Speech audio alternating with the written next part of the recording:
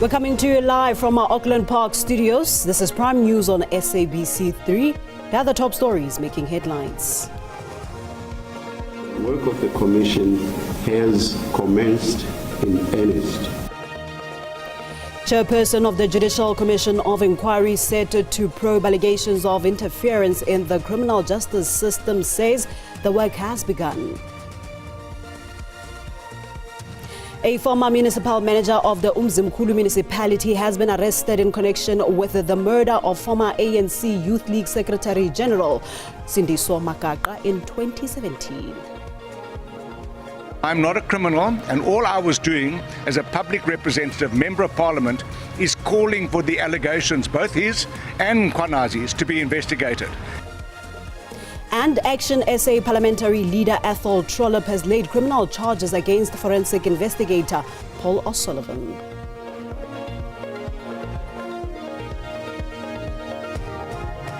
It has just gone 8 o'clock. Hello and welcome to Prime News on 3. My name is Paulette Nell. Thank you so much for joining us. We start here first.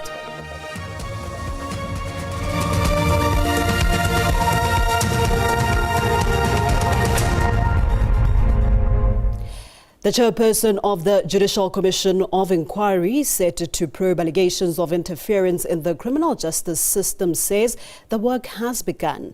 Justice Mbuyiseli Madlanga says the investigation scope will cover, among others, the police service, the National Prosecuting Authority and the 3 centers of the Gauteng Metro Police. President Cyril Ramaphosa appointed acting Deputy Chief Justice Madlanga 2 weeks ago to probe KwaZulu-Natal Police Commissioner Nhlanhla Mkhwanazi's damning claims.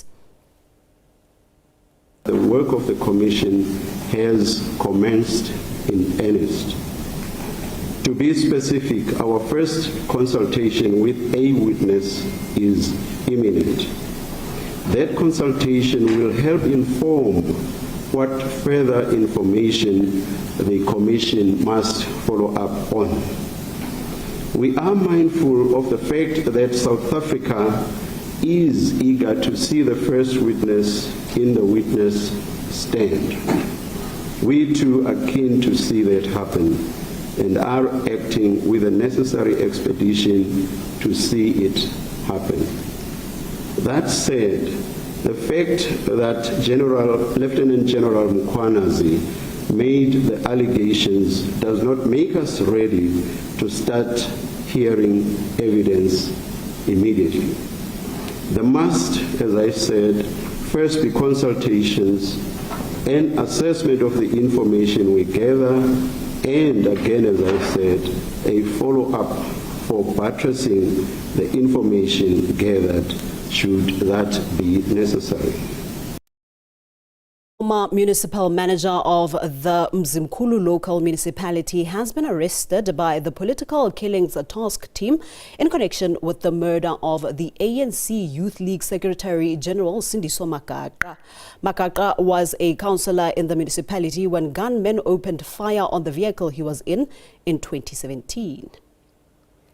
The 55-year-old had previously been arrested in 2018 together with 4 others, including the late mayor of the Herigwala district, Mluleki Ndobe.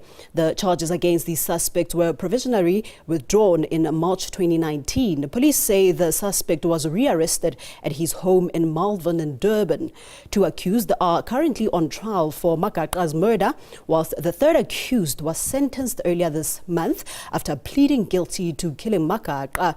The former municipal manager is expected to appear in the Umzimkhulu Magistrates Court on Tuesday.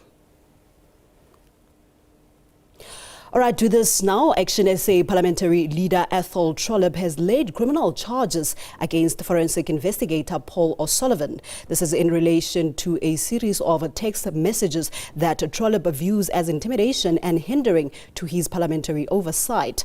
Trollip laid the criminal charges at the Cape Town Central Police Station this morning.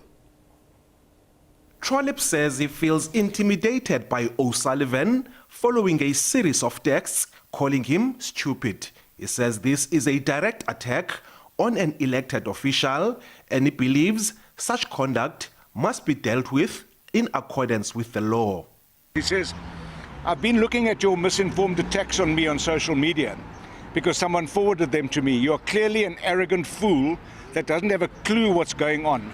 Mkhwanazi is one of the biggest criminals that ever wore police uniform. His crimes, when they are finally exposed, will shock the nation. Best part is, unlike you who are in receipt of my taxpayer rands, I don't get a single cent. Then he said, you attack me personally on social media as if you are Mkhwanazi's right-hand man, which means that you must be supporting his criminal conduct. Trollip says he was merely doing his oversight work. I'm not a criminal, and all I was doing as a public representative, member of parliament, is calling for the allegations, both his and Mkhwanazi's, to be investigated. And if that intimidates him and elicits this kind of response, it is absolutely so melodramatic. O'Sullivan has made his own sworn statement rebutting Trollip's claims.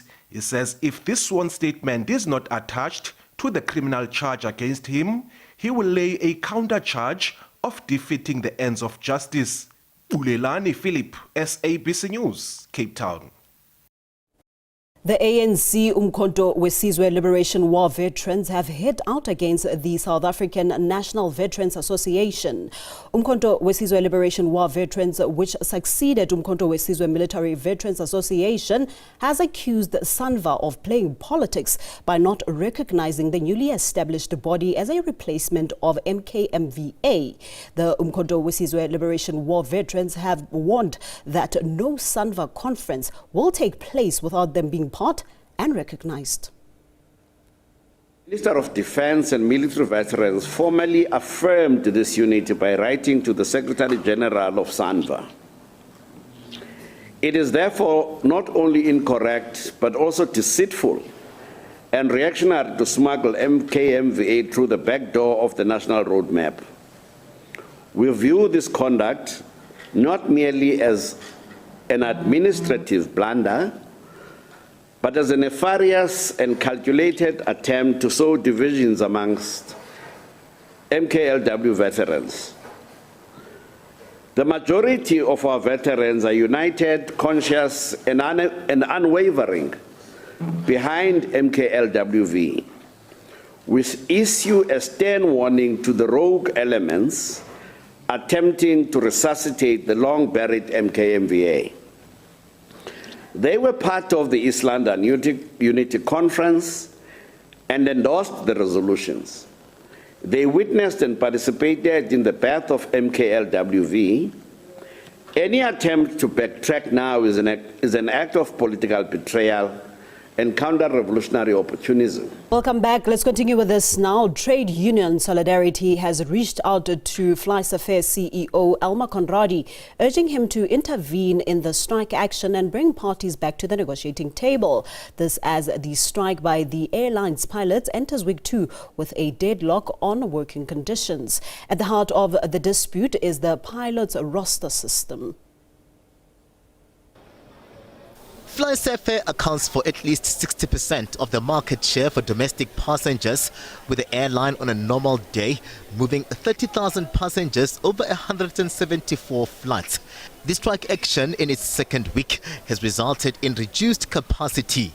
Chief Marketing Officer Kirby Gordon says the talks under the facilitation of the CCMA have failed to bring the parties together. And we're operating a schedule that's about 30% reduced. So we have a sustainable number of pilots to continue this operation without any concern. And yes, we don't see any impact on that front. With regard to SAA, we don't necessarily need them at this stage from an operational perspective. So there will be no more SAA flights at this stage. The parties met well into the weekend with progress made on the wage demand. But Solidarity's General Secretary Gideon du Plessis says what becomes key is the resolution on the roster. The first thing is there's the request, or let's say a demand, for pilots to have at least 1 weekend off per month. There are some pilots who've been flying between 8 to 12 weeks now without a weekend off.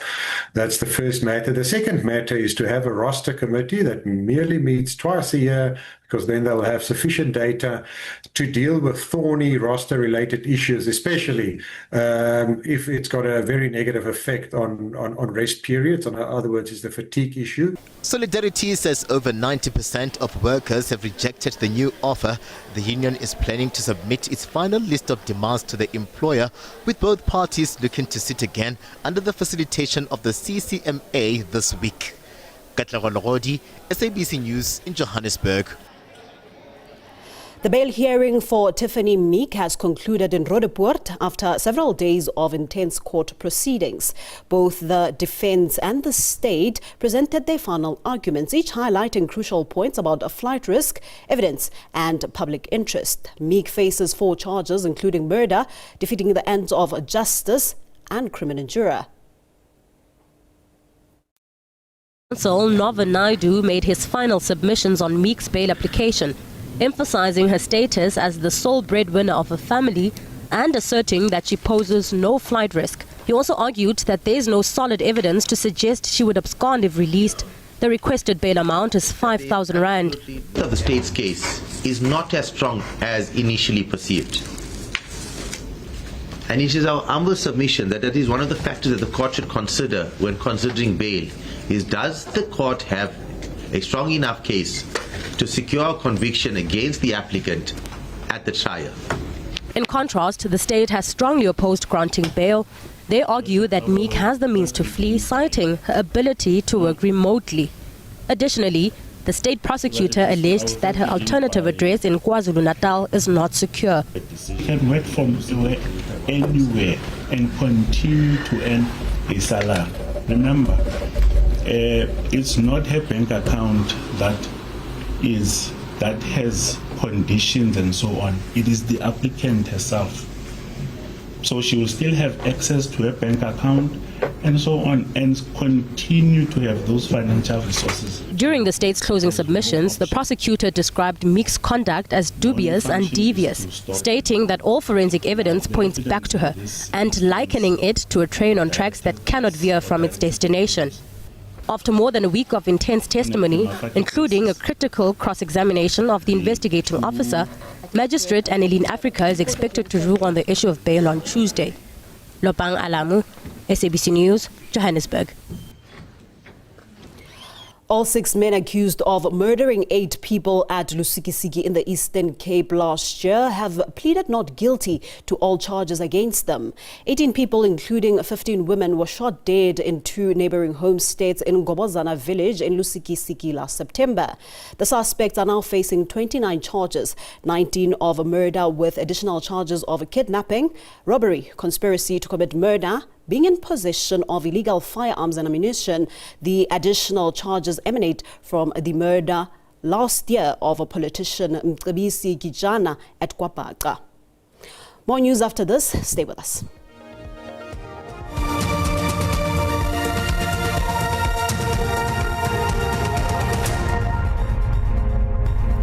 Thank you for staying with us. Let's shift gears to this now. The embattled executive mayor of the Bulawani municipality in Limpopo, John Mpe, believes there is a political campaign with his party, the ANC, and opposition parties to smear his name. This follows the withdrawal of a court application for access to information by the Hawks.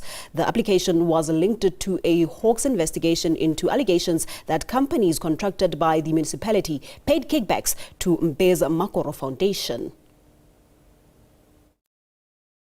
Of an urgent court bid to compel Mpe to furnish the Hawks with documents is the latest twist in the Bulawani corruption scandal. It is not yet clear if the withdrawal indicates a halting of investigations or not. Hawks spokesperson Brigadier Thandi Mbambo says they won't comment as engagements with relevant parties are ongoing.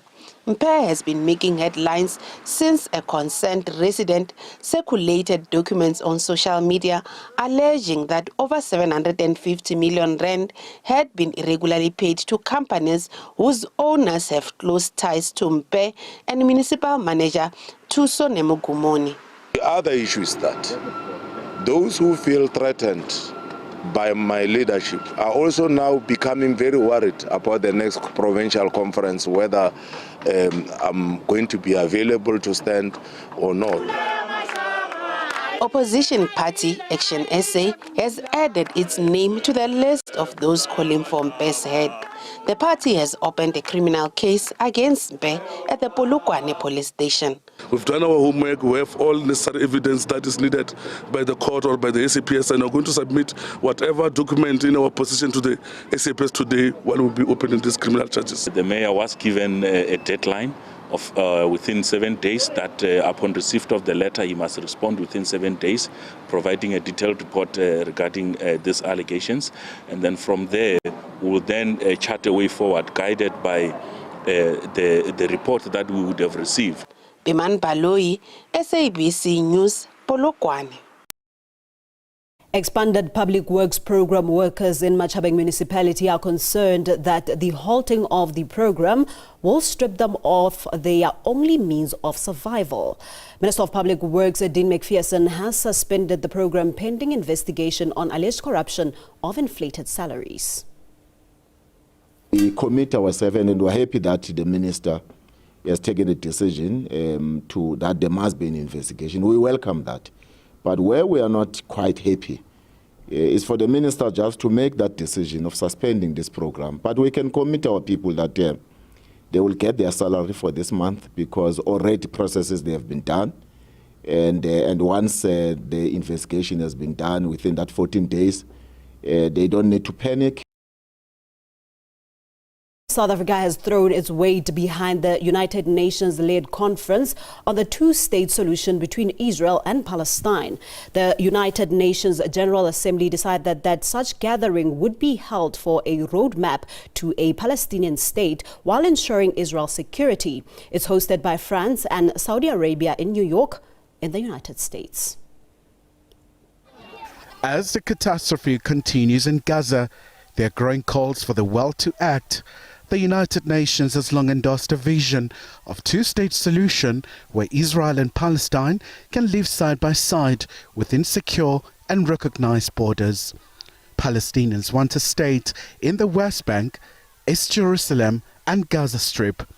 All territory were captured by Israel in the 1967 war with neighboring Arab states. We think this is an important conference, groundbreaking in its nature, that the UN has now taken concrete action to implement the two-state solution as per the resolutions of the United Nations. And France and Saudi Arabia are already leading, and you will have already seen President Macron announcing that he will also use the conference to announce the recognition of Palestine as a state. The US and Israel have indicated that they won't attend the gathering. They believe that this will jeopardize the prospects for a long-term and peaceful resolution to the conflict. South Africa took Israel to the International Court of Justice over the genocide claims in Gaza. This has also caused tension between Pretoria and Washington, D.C. South Africa is a sovereign state. We have to practice our international relations policy independently and without any influence or pressure from any quarter in the world. Kylie Khumalo, SABC News, Johannesburg.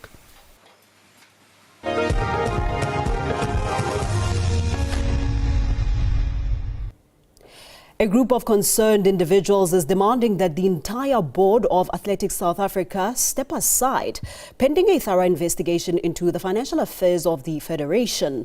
The group is led by former board member and experienced administrator Doram Gwevu. They have given ASA 7 days to heed their call or face massive protests and pickets. Threats not to go ahead with the planned media briefing fell on deaf ears as the group voiced their concerns. It comes after shocking revelations made last month when Athletics South Africa appeared before the Parliament's Portfolio Committee on Sport, Arts and Culture, where members were accused of the misappropriation of ASA funds. ASA President James Moloi and Acting Chief Executive Terence Magogodela, admitted to using ASA's credit card for purchases at a bottle store, a clothing store and taverns, where they said they entertained ASA clients. The purpose of this media briefing is to demand that the ASA president to step aside and allow investigation to take place at ASA office, because we feel he's still there and there's investigation taking place. Because we are from far, Kadi Athletics, so we don't want anything else from Yena. Just step down. Well, with that, let's hand over to the weather desk to see what the weather has in store for us. Do stick with us.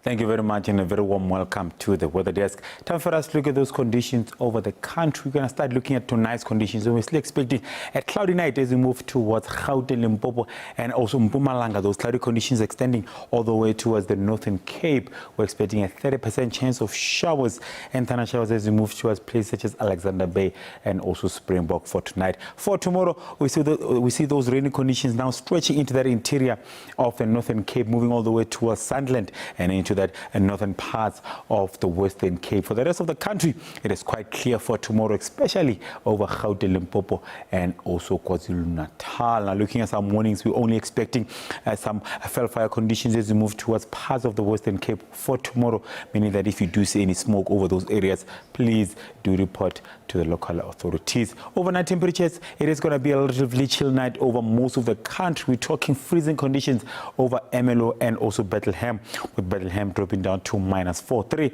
Over Pretoria, 6 will be your average over Musina and Palabra. The mother city dropping down to 11.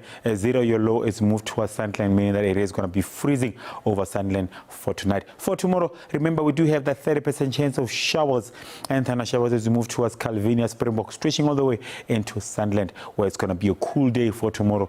We're expecting a high of 18. 23 over Appington. Cape Town expecting a high of 26. It is going to be a cool day over Bloemfontein with a maximum of 17. 20 up north over Musina. Now looking at a standing focus now for Wednesday, we do have another cold front that is expected to make landfall over Cape Town. It is a strong cold front, that is why it's causing a 60% chance of showers and rain as we move into Cape Town, stretching into that interior, becoming isolated for the rest of the province. Moving towards that central parts of the country, it is going to be a cold day as we move towards Wednesday, but cool as we move into Limpopo. Cold conditions over that interior of Mpumalanga, stretching all the way towards KwaZulu-Natal. But funny enough, it is quite warm over parts of the Eastern Cape for tomorrow. That is because we do have a coastal low that will bring a bit of bagger winds as we move towards that interior of the Eastern Cape. For the rest of the province over the Northern Cape, it is quite cool with a cloudy day expected over Alexander Bay, stretching all the way into Sunderland for Wednesday. That's all the weather I have for you. Stay tuned.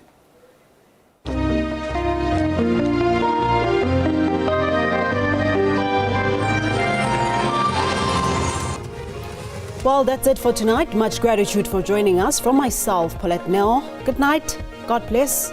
Pula.